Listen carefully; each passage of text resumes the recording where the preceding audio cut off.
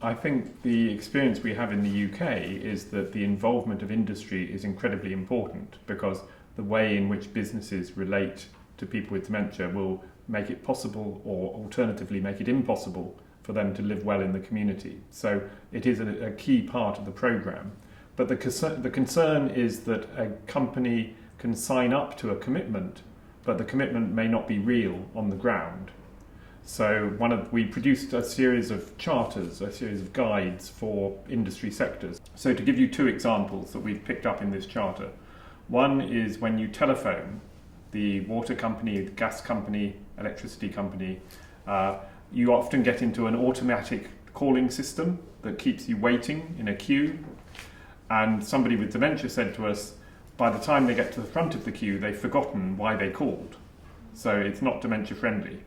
So we've worked in this charter to talk about recording that somebody is a person with dementia on their records. So when they telephone the company, it automatically avoids the queuing system, and they get a person answering the call very quickly. So that's one difference. The other difference is when you have people going into people's homes, so somebody going to read the meter to record how much electricity has been used.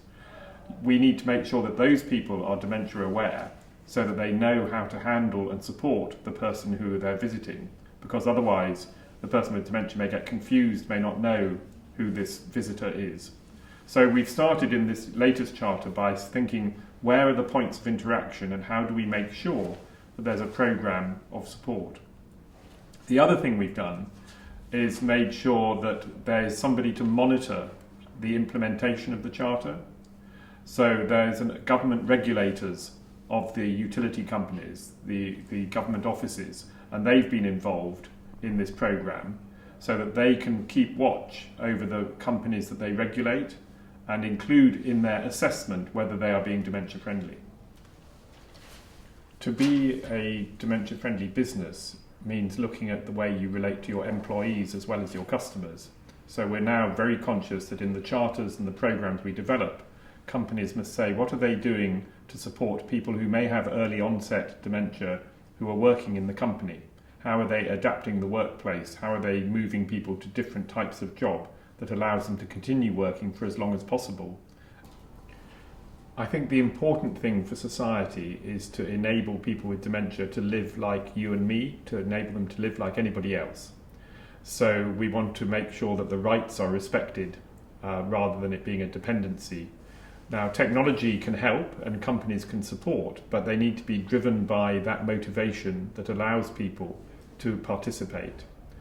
In the dementia statements, it says very clearly people have the right to take risks, and that could be the risk that everybody else faces when they go out for a walk, when they participate in shopping, when they go to the theatre, the cinema. Everybody takes risk in everyday life, and people with dementia need to be allowed to take those risks as well. So we think it's very important that as technology develops, it is to enable risk-taking and participation. So monitoring of people's movements can be helpful if the person with dementia wants it. If the person with dementia wants technology to help them find their way back home, in the way that sat-nav can help anybody find their way back home, that's fine. But if it's a way of controlling somebody and stopping them going where they want to go, then that becomes more difficult. So technology can help, but it is helping on the right principles, not trying to be controlling. It has some very big challenges. So to give you an example, there are many communities that have developed in the UK and perhaps also in Japan where you make a housing community for older people, where people can be supported to live together as they get older. We've had examples where those older people housing communities have got resistant to people with dementia. So when somebody living within that community develops dementia, we have examples of the community saying, we no longer want you living here because it's not as comfortable for us to have somebody with dementia in our community. So that's the kind of example that needs to change. We need to make it absolutely acceptable that as people develop dementia, the community they live in, say a special older people's community, carries on embracing them and respecting their right to be part of that community. It's not always the case today. So toward achieving dementia-friendly community or society, how much percentage or how much do you think you have achieved so far? It's difficult to answer because it is very varied across the country. So I think we've changed the nature of the conversation. People are now talking about dementia in the way they didn't 5 years ago. In some communities, things have moved very fast on the local level, and it is very evident when you visit a town or a city that it is supportive of people with dementia. In other places, it is more slow. I think everywhere there is a different atmosphere from the position 5 years ago. We need to make sure that the best is seen everywhere and that all communities become dementia supportive and recognise the rights of people with dementia to live a good and normal life.